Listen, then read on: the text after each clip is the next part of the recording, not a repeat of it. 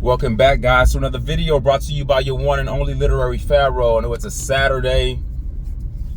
I'm rarely ever doing videos on Saturdays, but right now I'm headed to my 6-year-old daughter's soccer game.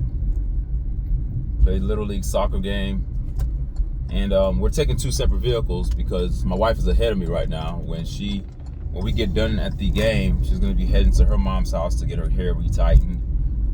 She got to get a little hairdo done and probably get some food from the in-laws and bring it home. And that's one thing that's very helpful about having grandparents. They sometimes will prepare food for the kids, and that helps us out. I mean, that we don't have to try to figure out what the kids are going to eat. The grandmother of my children, the in-laws, my wife's mom, she's very good at cooking gumbo, so the kids love that. So that's probably what my wife's gonna go over there and bring back after she gets her hair done. So yeah, man, headed to the game. And speaking of games, and this Colorado game is coming on today, later on tonight. I just hate that their games are so late, but I guess it's because of the time zone, the time difference, I'm assuming. But again, I gave my predictions of what I thought, and I still think BYU is going to win. Doesn't mean I'm rooting for BYU. See, just because I'm a fan of a team doesn't mean that I'm always going to think that the team's going to win. You gotta, that's called delusional fandom. You want your team to win, but realistically, on paper, BYU is the better team. So I'm picking BYU to win that game, and hopefully I'm proved wrong. I don't want to be right. I want to be wrong. Hopefully BYU plays out of character, and both Colorado and BYU both play out of character. In other words, I want to see Colorado do something that they've never done, be a little bit more stingy with stopping the run, being very efficient on offense, consistency, and I just hope that BYU doesn't do well running the ball. You just got to hope that both teams play out of character, which would be to the benefit of Colorado, because if both teams play in character and do what they're supposed to do normally, BYU on paper is the better team. It's not just me saying it. Vegas is saying it. Betting odds are saying it. BYU is a 6.5 point, has a 6.5 point advantage over Colorado. So, that's what it is right now. And yeah, I also want to talk about. I know I'm all over the place. It's not a particular video that has one particular topic that I'm going to just stay on. But I wanted to talk about the whole tank thing. I think it's just disheartening and it's kind of heartbreaking to see a man that much talent just become a victim of his own thinking. He becomes a victim of his own head, and I'm borderline saying that he may not be mentally there, not just mentally in boxing. I don't think that he has logical, sound reasoning. And when he came in under Mayweather was trying to groom him to be a cash fighter, but at the same time taking a little bit of risks, calculated risks. Maybe earlier on building his career to be what it needs to be, and then eventually moving into a space where he can call his own shots, but taking calculated risks, sort of the way Mayweather fought his career. I mean, earlier on, before Mayweather became Money Mayweather, when he was Pretty Boy, yeah, he took bigger risks back then because he was younger. But I think with the way that Tank was brought up, he never really had to take major risks. So I think that him lacking risk in his career sort of turned him into sort of a spoiled brat in a sense. He thinks that the boxing world revolves around him, or at least he once thought it did. But now that his fans, or boxing fans in general are starting to get the hang of his path of thinking and his path of actions, they're starting to see like, look, man, this guy's not about boxing. When he's called out or challenged or asked questions about, why haven't you fought this guy? Why haven't you fought that guy? He gets upset. And because he understands that people are starting to get a hold of his pattern. His pattern is to literally hold the sport of boxing hostage. And I'm not saying that he's holding the entire sport of boxing hostage, but that small pocket of fighters, with the Shakurs, with the Haneys, with the Teofimo Lopez's, with the Schofields, those guys between the 135, 140 range, maybe even 130. Like there's so many great fights that can be made in those weight divisions that Tank is part of that formula. But because he's not into boxing anymore, but yet still wants to talk boxing, it's sort of like I can't wait till this Jake Paul fight is over with so he can just get the hell out of boxing so we can just move on without him. The disheartening thing about the Tank situation is that there's so much talent there, right? He elicits the draw of the novice fan, the casual, and the pugilist. He draws in all three elements and all three phases of fandom, because you don't have to necessarily be a boxing fan. You can be a novice and enjoy his knockout work. And who doesn't enjoy watching a KO? So just his knockout percentage in and of itself, that's why he was box office. That's why he got, he brought in a lot of tickets. He had ticket sales. He generated a lot of income with his fights because people wanted to be entertained. His boxing style is entertaining, and people want to see that. Shakur's style may not be that as much as entertaining as Tank's, but there's a space for Shakur fans, the real pugilists who can actually appreciate the true sweet science of boxing. That boxing isn't necessarily about KOing your opponent, which is great. I mean, a KO is the ultimate icing on the cake for sure. But the tactical aspect of boxing, the strategic moves that you have to make, the planned attempts, the planned traps that you set up for your opponent, all those things, you're playing chess in the ring. It's a brutal sport, but it's not a brawling sport. It's not a sport that's done without the mental space or the mental game. And what Shakur brings is a mental game. Not saying that Tank doesn't think mentally, but his KO power is what people know him for. So I think that's the disheartening thing, because you have a fighter who's still in his prime for the most part, and he's just squandering it. I mean, he's on press conferences playing with a freaking balloon poodle. His voice is very monotone. There's no spunk, no enthusiasm. There's no energy at all. He's lethargic. I don't know if he's on meds. I don't know what he's on. Something has taken the animal out of him. Something has taken the killer instinct out of him. Now, I saw a recent post with him and Gervonta Tank Davis and Shakur going back and forth. And, I respect Shakur to the nth degree, because he's just saying, look, let's just fight, man. Let's stop talking over this online stuff. Let's just fight. If you hate me, you don't like me, you're talking all this shit about me, then just beat my ass in the ring to shut me up, But Tank is very, his responses are, and Blue said this on his podcast with him and Claymore Rain. He talked about it. He said he's no disrespect to any females that are listening, but females have earned the right to have feminine traits. They're females. But when you're a man and you're operating majorly in the feminine, that's a problem. We men, we both have the feminine side in us. It's subdued.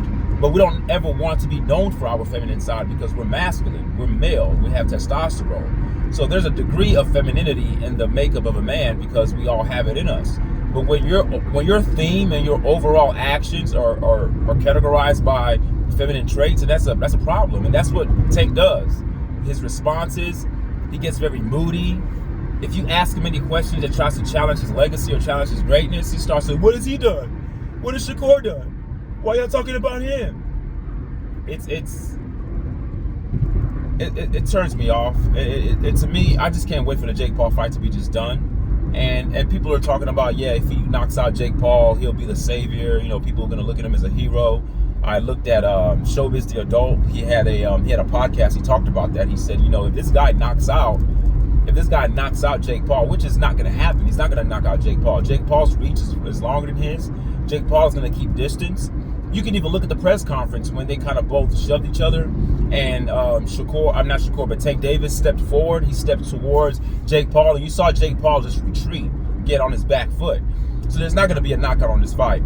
The weight of the gloves are also an issue. They're not fighting in 6 or 8 ounce gloves. I think that the ounce of the gloves they're fighting in are going to be 10 ounce or 12 ounce, if I'm not mistaken. There's no way that Tank's going to generate that much power to knock out a damn near a heavyweight. That's not going to happen, because you could tell that Jake Paul is a little bit apprehensive, a little bit nervous about fighting a boxer that's actually in their prime and active.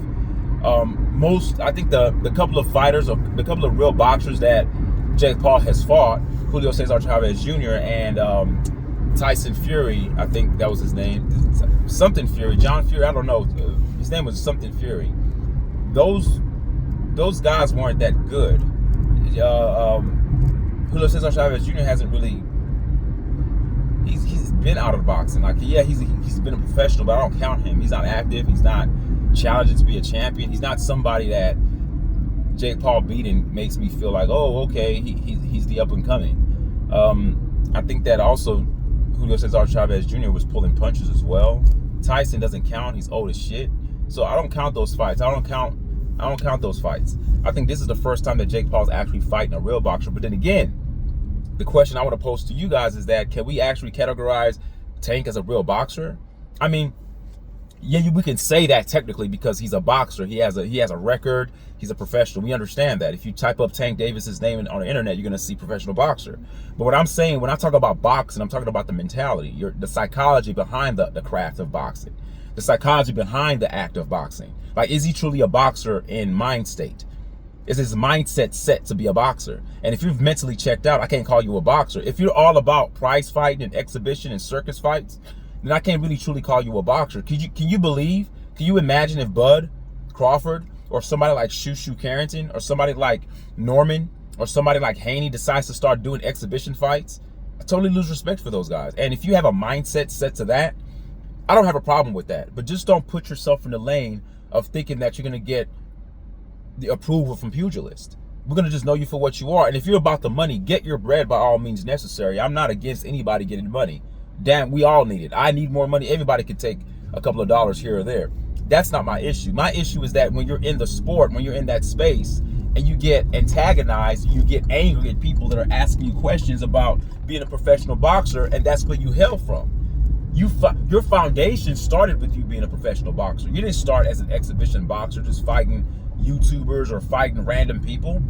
You staked your claim in the boxing realm as a professional boxer. Now all of a sudden your mindset switches. You have a different energy toward the sport of boxing that has brought you all these accolades and brought you all the praises that you have. Now when stuff hits the fan and people are starting to question your motives behind boxing, now you want to get angry and say, just shut up and be a fan. No, I mean, you don't tell us what to do. You don't fucking tell us what to do, Tank. We can do whatever the fuck we want. We are fans. That's why we're asking you the questions. Fans, look, if we were not fans, we wouldn't give a damn about you. And it's not so much that it's fans of you. Now, you may have fans that are fans of you, and then you're getting upset at the people who are fans of you to tell them, oh, shut up, just be a fan of the sport. You're part of the sport, dumbass. You're a part of it. Yeah, I have the right to call you a dumbass, Tank, because I don't like Jake Paul calling you a dumbass, because I don't know that white energy and him calling you dumb. His reference to you being not too smart, I don't like that. Kind of has some racial undertones. But as another melanated man to another melanated man, that's dumb as shit to tell a person that's asking you questions that's a fan of your style of boxing. And even though they're a fan of yours, it doesn't mean that they're a fan of yours over boxing. So when you tell a fan to shut up and just be a fan of boxing, they are being a fan of boxing because they're asking you questions about your potential matches in the future, because they want to see good matches. That's what boxing fans want. You're just part of the element. You are a microcosmic element in the grand scheme of boxing, idiot. So if you are a boxer, people are gonna fucking question you, Tank. How are you gonna get mad at fans for wanting the best out of you? Oh, I know why. Because you don't want the best out of yourself. You just want money. So get your money. Please fight Jake Paul.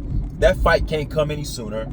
Get it over with and just get the F out the sport so we can just move on. Because you're so great at what you do, but I don't even think you're great anymore. I think once the mind is gone, you can't be in a sport and have a mind that's divided.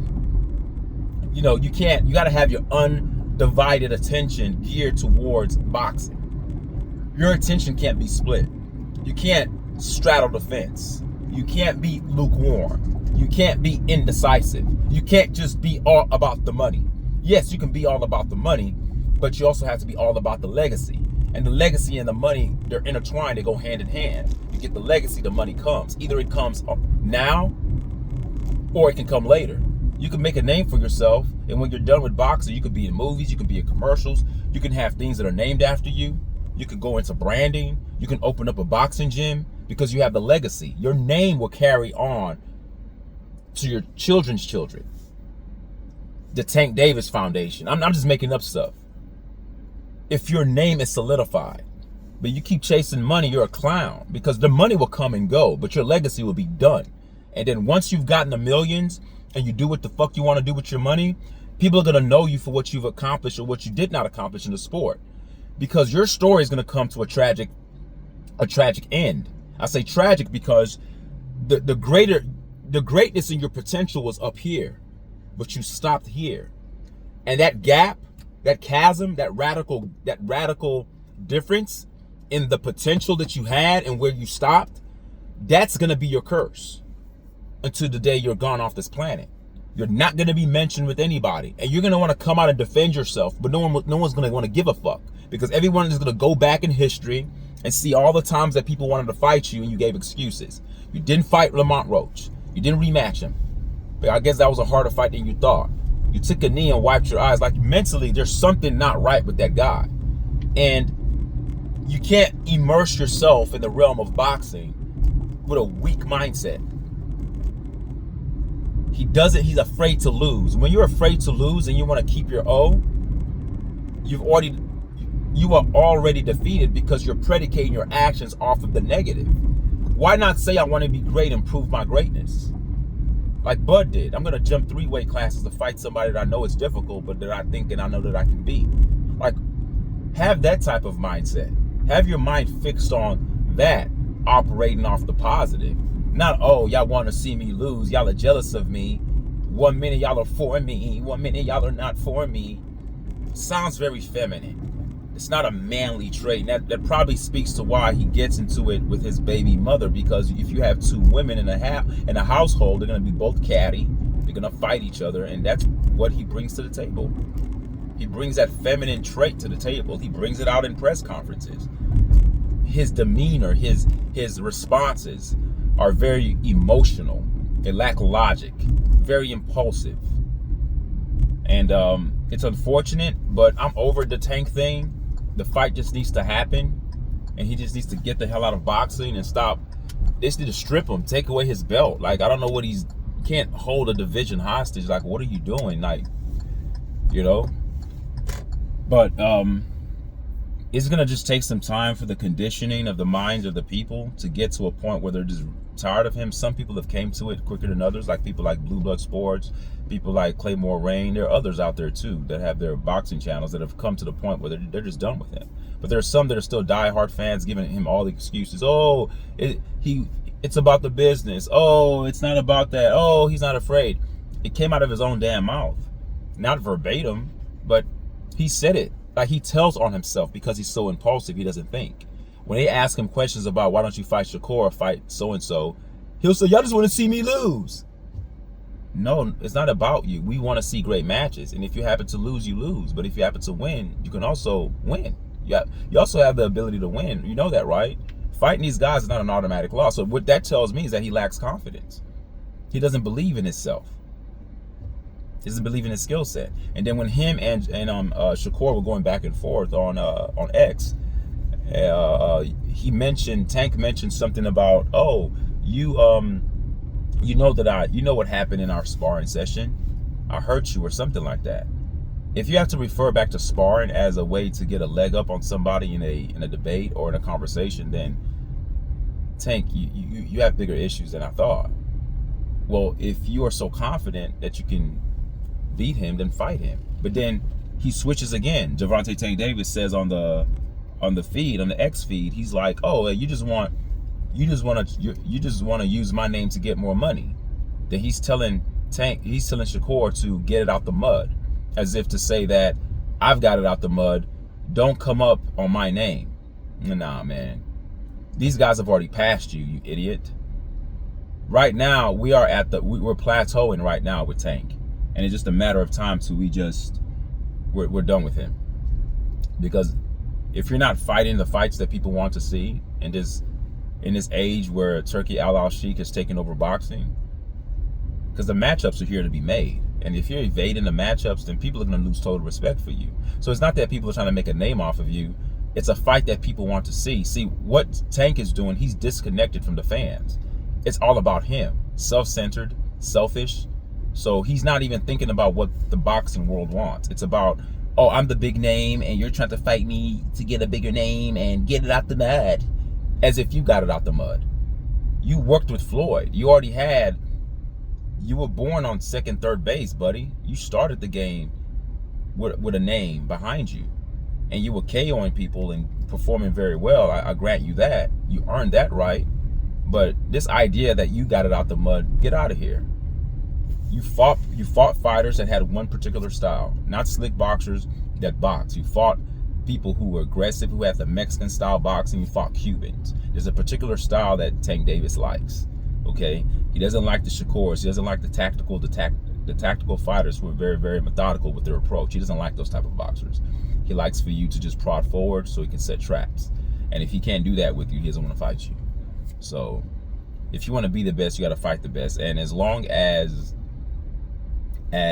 people like Shakur exist, and Teofimo Lopez is out there exist, you're going to be known as the guy that avoided them. They didn't avoid you. You avoided them. The writing is not even on the wall. People don't need to, you don't need to be a rocket scientist to see what's going on here. You avoided them. You didn't want to fight them. You chose to fight Jake fucking Paul. Excuse my language. That's who you wanted to fight because you were about the money. That doesn't do anything to your legacy. Win, lose, or draw, no one cares about that fight because you're not fighting your contemporaries. You're not fighting people within your division. You're not fighting the people that are competing around the same weight class. You're essentially fighting a guy that's nearly a heavyweight. That's a clown show. So it's just disheartening that he's moving in this direction, and it's sort of like I said, it's the talented person that entices you in because of their talent, but yet they don't do anything with their talent. It's just sad. It's a travesty. All right, leave a comment. Tell me what you guys think. Peace.